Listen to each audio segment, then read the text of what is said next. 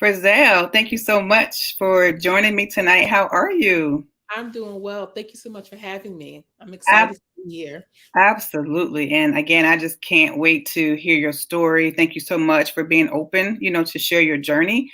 Tonight, we're going to be talking about parents who have children who has been diagnosed with autism. So we're going to be talking about your journey. We're going to be talking about grief, loss, but more importantly, hope as a result of this topic tonight. So again, you guys know what to do. So if you're joining in, please show Frizzell some love. Tell us hello. Let us know where you are watching from. For those of you who watch the replay, we pray that you are blessed by this broadcast as well. So who am I? I'm Lena Lassiter. I am the president and founder of Forever Healed.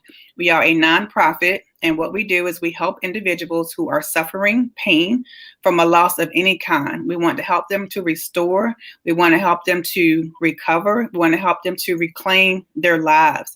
And we do this several different ways via one-to-one grief recovery classes, group classes, and we also do a lot of educational seminars. So we go into the workforce and we talk about the hidden cost of grief in the workplace. We do secondary trauma training. And we also are a partner with our Richmond Police Department Homicide Support Group. We do a lot of work with that group as well.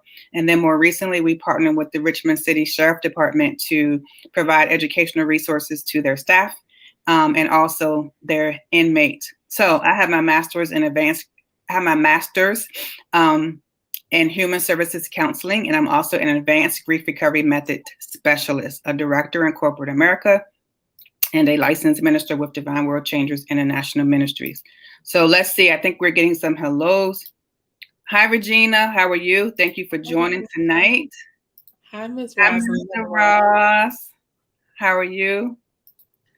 Thank you, Tanya, for always joining and supporting. I really appreciate you. Hi, Miss Pat. How are you? Another supporter. Yes. Thank you. So thank you guys for joining us tonight. So again, we are going to be talking about autism. And we have an awesome guest with us tonight. And I'm going to introduce her. So Frizzell, again, thank you so much for joining us tonight. Thank you so much for having me. I'm excited to be on. I just appreciate everything you do with grief recovery. So thank you for having me on tonight. I'm super excited to have this conversation with you. Yeah, and I was so interested in your bio. So it looks like you were going to school and for an entire different path. And I'm going to have you talk about this. And then you ended up working for a nonprofit. So share a little bit about that with our viewers tonight. Absolutely. So I started school many years ago. I know like I'm only 12, but I'm got a few more years underneath me besides that. I started off in school and getting a degree in political science, and then some things kind of transpired and I had to kind of come home for a little bit and take care of my mom and my sister. But I did go back to school and I got my associate's degree in legal studies. And I worked in the legal studies, as a paralegal and also in public service as an assistant city clerk for quite some time. And then, some things happened. I lost my mom unexpectedly. She died suddenly. And then, just kind of went through a little bit of, as I call it, a roller coaster, ups and downs, turns and twists, and decided I wanted to relocate to Raleigh, North Carolina, and decided to leave the public sector and go work for a nonprofit. Never really had any nonprofit experience at all whatsoever. Just said, let me just try something different. My heart is to want to serve and provide people with information and knowledge. And so I said, well, let me just try this and see how well this works. And I've been working in the nonprofit world now for almost going on 2 years. It's different. I do enjoy it. You don't have that. I'm not going to say it's not stressful, but you don't have as heavy as a stress she would have in the Fortune 500 company, but I get the chance to do ministry and provide information the way I love to do it anyway. So I'm excited about it. That's what I wanted you to say, to talk about doing the ministry. See, I could Yeah. have read that and it wouldn't have done that any justice. But yeah, it's almost like it's this calling, right? This passion that you have, Mhm. and it feels like it's a ministry and not necessarily like work. Right. So thank you so much for sharing that. And again, thank you for joining me tonight. So again, tonight, guys, we're going to be talking about autism, right? And how we can help parents navigate through the diagnosis of autism. So if you're joining us tonight, please again just comment, say hello to my special guest, and you can ask questions as we go along. So what is autism? So let's talk about that a bit, Frizzell. So I understand that there's not one type of autism, right? Mhm. But there are many, Right. and we know that there is not one. There are different subtypes, is what I read, right? Mhm. And they can be influenced by a combination of genetic and environmental factors. So you can probably share a little bit more about that. But I also read that autism refers to a broad range of conditions characterized by challenges with social skills, repetitive behaviors. It could impact speech and nonverbal communication. And according to the Centers for Disease Control, autism affects an estimated 1 in 44 children. I was surprised by that number. And that's in the United States right today. And because autism is a spectrum disorder, each person with autism has a distinct set of strengths and challenges. So again, we understand that it's not a one size fits all, right? So the ways in which people with autism learn, think, or problem solve can range from them being highly skilled, Mhm. almost not being recognized that they are autistic, right, to severely challenged. So it could be a range too in the spectrum of the severity of it. And for Right. those of you who are saying, well, what does spectrum mean? Minister Lena, that there's a wide variation in the type and severity of the symptoms people may experience. So that's what that means. Parents, for Zell, may experience what we call cyclical grief intermittently throughout the lifespan of their child. And what does that mean? So sometimes the parents will compare like where their children are to where someone else's kid is, and it can actually trigger, emotions of grief. Some parents have even expressed to me, and they said they even feel bad for Zell by even expressing it, that when they found out their children or their child had, autism, they said that they just felt immediate grief and loss because they had all these hopes and expectations. And then you get this diagnosis and you really don't understand what it is. You don't know what it's going to look like, right? And then they start to grieve. So I did want to share that too. That's some grief and loss that some parents can, may go through or not. So I want to talk about your journey and how old was Austin Frizzell when he was diagnosed? Gosh, Austin was maybe about two and a half when he was first diagnosed with autism, and his came through his hearing. We were going and having a hearing test because I noticed I would have to kind of yell and scream his name for he would finally recognize and turn around and respond to me. And the doctor was like, he has no sound coming through his ear whatsoever. So they said, most 2 year olds, they put tubes in their ears, right? So he did the whole tubal ligation and he put the tubes in his ears. And then a few weeks we went back and they said, well, the tubes fell out. It didn't, he still's not getting any, hearing in his ear. So they had to, at this point, take a piece of fat from behind his ear, cut it and kind of keep it open. And the doctor was like, well, more than likely, he was real nonchalant. He was like, more than likely, he's probably autistic. And I was, at first, I thought he meant like, he was an artist, like he was talented. I'm like, oh, okay, well, Right. that's cool. He was like, no, that's not what I mean. That's not really Mhm. a good thing. And so as a parent, I was kind of like, well, gosh, what did I do wrong to make my child, Mhm. I thought he was broken. He was sick. I had done something when I was pregnant with him or, whatever. It just made me feel really bad. And for a long time, I would just watch him, and I would just see how at first he was really vibrant. I would try to say things to him and talk, and I noticed I couldn't understand a lot of the words he was saying out of his mouth. He wasn't really making a lot of eye contact with me at all. And it just, I just felt really, really bad as a parent when he was first diagnosed, with autism. So it was just really difficult at that point to go through it. But they always say you have a praying mom, or in Austin's case, a praying Gaga. My mom was like, no, this is what we're going to do. You're going to have to really just buckle down and work hard with him. We're not going to accept this diagnosis as what they're saying.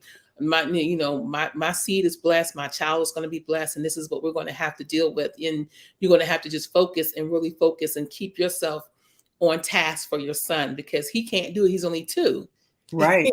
So I had to, Right. really step in and just kind of put my whole life on pause, other than going to work and, serving in church. I had to be a mom to, my son and my 6-year-old daughter at the same time as well, too. Wow. And you know what, Fazette, you reminded me of something when you were talking, because a lot of times when we talk to our grief clients, right, we always say that there's a lot of unresolved grief. And with that unresolved grief, people always say, I wish I could have done something differently, better, or more. So I thought about what you said, like when you first heard it, like, oh my gosh, could I have done something different? Like, what did I do? So I was going to ask you, kind of go into my next question is, how did you process the diagnosis and the news? I also think it was interesting that the doctor told you, well, this is not a good thing. You know what I mean? Because like some parents would have been like, this is Yeah, not a good thing. it was Like, a shock to me. It was just a shock how nonchalant. I don't know, maybe he wasn't having a good day. I don't know, maybe he was frustrated because Austin, the way he would do it, he would kind of, if he didn't get enough rest or if he didn't get a certain thing, he would just act out. He would just like fall straight out. He would just scream and yell for no reason. I'm like, why is he screaming? Why is he yelling like this? Once again, as you said, comparing one child to another, my daughter didn't do that. I mean, she went through, as they call it, the triumphant 2s and, those, terrific 3s and things like that. But he was on a whole different level. He would just fall straight out. And no matter what I tried to do to kind of comfort and console him, it didn't make a difference. He would have to just go through his little episode. And after that, he'd be found like nothing ever happened. And I was just like shocked because I didn't understand what it was. I never had heard of it before. I didn't even know, I thought maybe it was like, okay, so this is me. Is he going to live? Is he going to survive? And I'm just, being very honest and transparent, because at the time, there wasn't a lot of information that was given to me when the doctor told me this is what it is. He just said, he was very matter of fact about it. And I was just taken aback. And then when I went back to his pediatrician, she then kind of, talked to me as well and was like, listen, try this, try that, try this, try different things, to see whether or not it would help. But it was my mom who was the savior, who kind of came in and saved the day and was like, no, this is what we're going to have to do. And it took her and I both. I mean, it took years. It wasn't like it was a snap of the finger and he was better. It was up, and this was at 2. It was up until almost he got to first grade before he actually really started to just kind of calm down and come into his own. Yeah, that's good. You had a great support system, in your mom. And I think that, other parents who are on or who's going to watch the replay, it's important, right, to have a support system, like you had. And I love the adjectives that you used. You were very careful when you talked about triumphant 2s and terrific 3s, because we have to be careful too, Fazelle, right? And I know that we're talking in the vein of autism awareness, because this is Autism Awareness Month. But just even in general, we have to be careful about what we're speaking over our children, and we have to speak life over them, all at all times. So, don't say, the terrible 2s or, you always, da da da da. We got to be really careful about the word choices that we speak over our children. So I thought it was very interesting how intentional you were with, even how you described, him at that age. So parents, Yes. speak Yes. life over your children, life. Speak life over them, what they are going to be, what they can accomplish. again, if you are a believer, what has God showed you about that particular child? Even if they're going down a different path, you just keep speaking life over them. All right, that was just a free nugget to all Mm-hmm. parents. So you talked about, back during that time, there weren't a lot of like resources like we have now. I mean, there's so many resources and educational information that we can just go at our fingertips online. So how did you educate yourself during that time, Frazelle? Like, how did you learn, and how did you know like the best ways in which to support him? Well, the best thing I did was I prayed and I relied heavily on my mom and what she said, because I mean, who else can you believe if you are from a household of faith than a person who prays 24/7? And she was like, this is what we're going to have to do. You're going to have to keep him on a strict, very rigid, schedule. He wakes up at this time, he eats at this time, he goes down for nap at this time, he does this at this time. And, and I saw, when I followed this, I mean, as a parent, you're supposed to keep your child on a schedule anyway. But when it comes to a child that's autistic and one that's almost not even on the spectrum, they were saying he was so almost so far off the spectrum that it was almost like they didn't even think he had it. They just thought, once again, he was going through, the 2 and 3 year old phase. But it was a few little things that they saw that, they did say he's on there, but he's almost off the spectrum was what they kept saying. He's on, but Wow. he's off. He's on, but it's off. And so one of the biggest things was that I kept him on a schedule, and I would see, because sometimes I would just, how we want to just test, and let me just see. So there would be times where I would take him off the schedule, and I would see that tantrum that would come out again. Like we would be in the store, and I remember one time I was walking in the store, and it was nap time for him, and he was tired, so he started to cry and he started to get a little restless. And I was walking down the aisle of this particular store, and he grabbed something, and the whole way down the aisle he just kept holding on, and he pulled everything on the shelf that was on the shelf off the shelf. And I felt so embarrassed. I was like, okay, do I turn around and pick this up? Do I just keep going? Right. But as a parent, you see people looking at you like, why can't you control your child? What is wrong with you, mom? You saw your child do that. And so it was this immediate embarrassment. My mother was like, I told you, you're going to have to keep him. And she said, really, the schedule's for you, it's not for him. You're going to have to keep yourself on a schedule for him, because if not, then this is not going to work out the way you think it's going to work out. And there was a lot of frustration. There was a lot of moments where I was upset, because I'm, as a single parent, it's primarily me and my mom. She would do what she could do. And like I said, it just took time. I mean, I would say positive things to him. I would make him, talk to me. I would say no, say what say what you want, ask for what you want, and I'll give it to you. And a lot of times, of course, I didn't understand what he was always saying to me, but I would say no, and I would say it like this, and I would repeat it to him, and I would make him say it to me until I felt like, okay, now I can hear you. And then every time I'm like, use your words. You have to use your words if you want something. You crying is not going to make it better. You're going to have to tell me what it is that you want, so I'll know what it is I can get for you. Yeah. And some days it's great, and other days it was like, I'm not doing this today. He just wouldn't do it. And it would just be okay. She's like, nope, gotta stay focused, gotta stay focused. That's all she would say. You gotta stay focused. You have to stay focused. So that's good. So just a lot of repetition and, structure, with him. So Frazelle, help us. So so I know there are different types of autism, and, and the subtypes. So was he diagnosed like with a certain type? So like, are there Mhm. different names for the subtypes of autism? They are his is Asperger, so his is more of a social type, is what his is Okay. more so. Like I say, when he was younger, now that he's much older, he can easily adapt into situations, but I still have to kind of, talk and make sure he's okay. Like even with me deciding to want to move to, a different state, I had a lot of conversations with him, asking him, now, are you okay if I move? Because if we move, this is going to be different. That's going to be different. He was like, yeah, I'm okay. Anyone who's seen my son, he's usually, he doesn't say a whole lot. Everything's like, hello, yeah, okay. He's really quiet and just kind of laid back thing. But that's what his was. But like I said, his doctor was like, she was like, it's almost to the point where if they don't know, they're not gonna know. So like I didn't, I wouldn't let them take them out of main population. I kept them in, with regular kids in school. I guess they could say regular kids in school that didn't have autism. I asked them to keep him in that class with them. and he excelled. He did very well. Some teachers would come to me and say, "There's something different about him," and some teachers would totally miss it. They didn't Oblivious have to a it. clue at all. No clue, Yeah. none. Wow. Well, to know him is to love him because I already told you, like, he is just such a sweetheart and he is just a beautiful soul. And when I say there's something different about him, I was just like, he is just a sweet soul. I just love to be in his presence. I used to love when he would be in our class. Um, and he's just so kind, to everybody. So we love him. Let's see, we have a comment. Let's see, here we go. My 2-year-old grandson was just diagnosed with autism, and my son is in denial.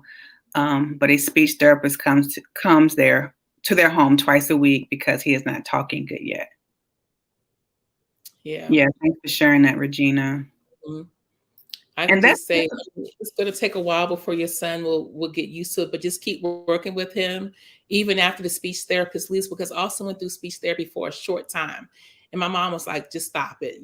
And let me just preface this by saying a lot of things that I'm telling you that I do, I wouldn't always recommend unless you just have that type of faith and support system. They do have different organizations that can kind of come out and support you and kind of provide, depending upon where your child or grandchild is on the spectrum. If they're further down on the spectrum, then you may need to do something a little different than what I did. But if just keep working with it, just keep talking to him, try to get him to repeat back what you're saying, find books that he can repeat when you repeat to him, and just praise him. One thing I did do was that we always used to praise Austin.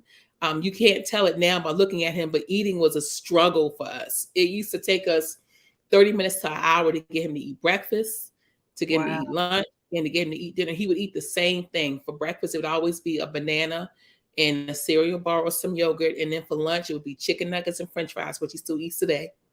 And then for dinner, he would eat either he loves chicken nuggets and fries.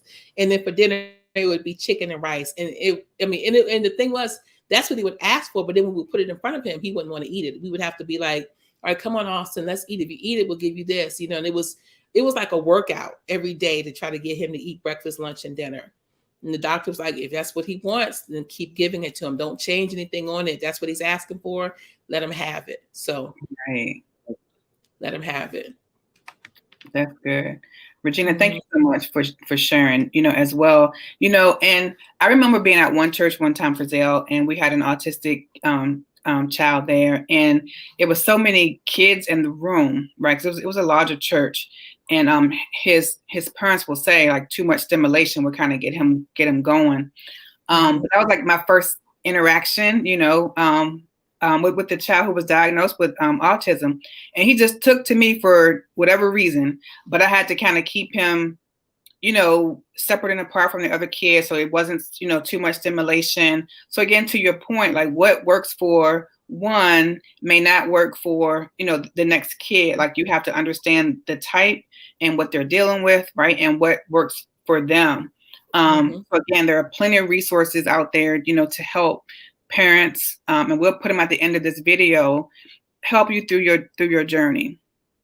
So you are definitely not alone. All right, she said, yeah, same with her. Yes, absolutely. You do. You have to know, and you have to sometimes you have to just sit back and watch your child to see what works well for them and what doesn't work well for them. The biggest thing that worked well for Austin was that he loves music, so he had a drum set. He would play his drum set. That would be his Mm, reward. If he ate at least half his dinner, then you could play your drum set. He used to love his Lego blocks, so I would let him play with his Lego blocks. But if you didn't do something right, then you couldn't play, with your Lego blocks. And sometimes he wouldn't like that. Sometimes, he would understand. But it's just a process. The whole thing is like a chess game. It's trial and error. It may work this time, but it may work time. So then you got to try something else and see what else will work.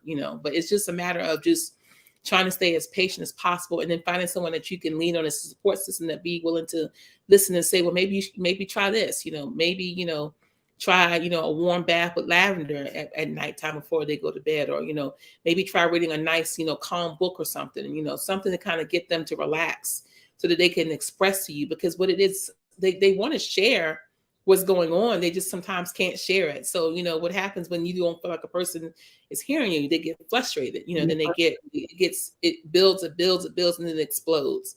and you try to want to, as much as possible, avoid those explosions. Yeah, that's good because yeah, they may be trying to they just can't articulate it. I Hmm. mean, and we know for those who can articulate things, we get frustrated when we don't feel heard, right? So Right. you can try to imagine like how they must feel when they're trying to articulate and we don't understand, or they feel like we're not hearing them, then Hmm. it's frustrating. But I do like just the tips that you gave, the reading and the baths. But more importantly, Frizelle, I think this is what you said was key for parents, guardians, caregivers, is that you have to remain patient. Hmm. You can't get frustrated.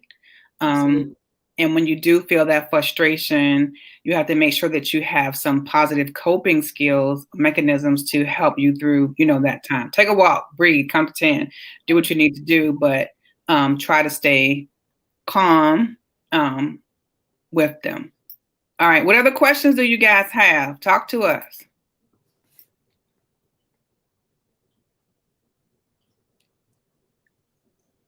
See if we have any questions coming along. I'm going to flag some resources up here for Zale. Again, just thank you so much for sharing your story. So how old is Austin now? And I just want He you to is. share about, how he's doing in school currently. I will. He's 16 years old now. He's a junior in high school, about to be a senior. He is in all honors classes, still regular mainstream. I never put him in any other, class because I just had that much faith and belief in him that he was going to be fine. His GPA right now is a 4.03, so I'm grateful to that. Um, what other activities does he like? He's in the marching band, so he enjoys the marching band. His favorite show is Survivor. It used to be Hell's Kitchen, but now he likes watching Survivor, so he'll watch that all the time. He does love video games. A lot of children that do have autism, they're very good when it comes to electronics and things like that because their mind, to me, their mind just thinks different. I said, God gives his special children to special people, and all children and people who have autism are just people who just process and think how we they just think a little different than what we do. I don't like to use the word disability or special needs. They just think different than how we think. They process things differently than how we process. They're very smart. They're very intelligent people. And for those who are verbal, if you just sit and listen to them talk, even though a lot of times they will repeat themselves, some of them do, some of them don't. They're just really intelligent people just to have a conversation with. Yeah, that's good. I like that. I Mm-hmm. love that. And it's interesting too that you say that as well, because sometimes, right, we don't know what to say, right? Is it special needs? Is it, but I never like the disability word, either. But a lot of people will say, well, this is a special need, child. But I love how you just articulate, that because your son is in the band. He's in honor classes. He's in the general population, and he's thriving. He's doing well, and he's very intelligent. He's super intelligent. She said, Yes, yes, yeah. "Yes, Also, he's a that very part he's a little everywhere." sweet we went to. That was they're very smart. They are very extremely smart, brilliant children. The many kids are. But Austin would do the same thing, Miss Virginia. He would carry, I would have his little iPad, and everywhere he go, he'd be tablet and playing on it. It was either that or he used to love this little DVD player I had for him that was a portable DVD player that had little earphones. So he would use that, and that's how I would keep him occupied and quiet, especially when we were at church and I was in a meeting and I needed him to be quiet and focused. I would take his little iPad with him and he would play with it. Yes, Ms. Blue Saunders, we made this very clear when we first started the broadcast that there are different variations Mm-hmm. um, of autism, also with regard to the severity of it, and the challenges that some kids may deal with. So we're not speaking tonight saying that it's one size fits all. This is just her personal journey. I know parents with other autistic children, and they have different challenges, so we made that extremely clear. But you're absolutely right. If you've seen one autistic child, you've seen that particular one, and they Right. all have different needs. So she's just speaking to the journey of her son. Hi, Minister Sarita. Yeah, he is brilliant, brilliant, He loving. Yes, is. yes, Thank yes, you so much, Minister Sarita. He is. He's very yeah, brilliant. He yep. doesn't So say a whole lot. He's a young man of very few words. He's very quiet. He sits back and he just kind of watches a lot. And I was sharing with someone earlier. Everyone just loves Austin, whether it's a child, it could be a dog. They just gravitate to Austin automatically. They because do. he is so sweet. He is so sweet. So again, for those of you who are just joining, I think Miss Blue Saunders made a great point. This is Autism Awareness Month. So we have Frizzell Hampton joining us tonight. She's just talking through her journey. We talked about autism being a spectrum disorder, ASD, because it refers to a broad range of conditions characterized by challenges with social skills, repetitive behavior, speech, and nonverbal communication. So again, we understand that there is no one type of autism, but many. Tonight, we're talking to again Frizzell. Her son has Asperger's, so she talked to us about her journey when he was diagnosed, her support system, and how she educated herself. So Virginia was like, "Yes, he is. Yeah, we all love him. We do." Thank you, ladies. So great comments tonight. Great questions. I think that this is a great topic. I think that we have to educate ourselves. We have to make sure that, again, that we bring hope to other parents. And Frizzell, I think that you've done that, tonight. You've given just general tips for parents to try, but you also said that it's best for them to check with resources that they have, right, to help with their child in that particular case. So, Miss Pat, yes, a brilliant young man. We love him. We do. Thank I you hope so he. much. I hope he's listening to all of this in the background. I'm sure he is. His room is right across from where I'm sitting, so I'm pretty sure because it's quiet, so I know he's listening. Yeah. So we really hope, guys, that this has brought some, again, just awareness, um, education around this topic, hope for some parents, family members, friends, right? So for even some of us to educate ourselves, to kind of understand a little bit, right? About the disease, about the many variations of it, what some parents, may be going through. So I'm going to share some resources at the end of this video. But before we sign off tonight, I just want to ask Frizzell if there are any final words that you want to share with parents before we get off here, to just kind of bring them hope and encourage them if they have a child who's been recently diagnosed. Absolutely. I would say that you were built for this. I know you may not always understand and want to know why maybe, your child or children may have been, diagnosed with autism, and they may be maybe on a spectrum where they're nonverbal, non-communicative, communicative, or they may be where my son is, where it's almost at the point where he's almost off the spectrum. I just want to provide as much support and just say that, everything is going to be, it may not sound like it, but it'll be okay. Just stay the course. When you get tired, it's okay to ask for help, find a village. If you don't have a village that can, encourage and support you. If you belong to a church, maybe if you someone in your church that you trust, you can share and you can talk to, that you may want to vent to a little bit, it's okay. Reach out to some of these support groups like Autism Society of Virginia. They're a great group. Autism Speaks. There's a whole bunch of different groups that you can definitely reach out to. You can find me on Facebook. If you want to send me a message, I'll be happy to listen to you. I will be praying for each one of you. And just remember, just to stay the course. Just be patient and just ask for, just research and just ask for, just say, God, just give me some help, give me some guidance on how I can navigate and be able to support either my son or my daughter, or my son and my daughter, or my grandson or my granddaughter. Just be willing to reach out and ask for help, because when you reach out, you'll receive what you're looking for. That's right. And I have some resources right now on the screen. So here are some resources that you can use. And again, parents, caregivers, family members, friends. Um, it's okay to feel what you feel, to process what you feel. But to Frizzell's point, make sure that you can express it in a place that's safe, and make sure you feel. It's okay to feel what you feel. But what I love that she said was, you were chosen for this. You were chosen for this. So be patient. You're going to get through. And again, we hope that this broadcast, brought you some sort of comfort, some hope. And again, you can reach out to Frizzell. She's a heart with ears. I like to say that, and she'll be more than happy to share with you. So thank all of you for joining us tonight. I really appreciate it. Again, if you think anybody would benefit from this video, please like and share the information. And don't forget to go to our website, foreverheal.com, if you or someone you know are dealing with pain associated with a loss of any kind.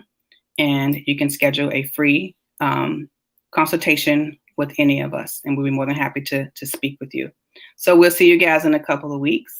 I hope everybody has sweet, blessed sleep tonight, and we will see you soon. Frizzell, you hang on. Good night, everybody. Good night. Thank you, Tanya.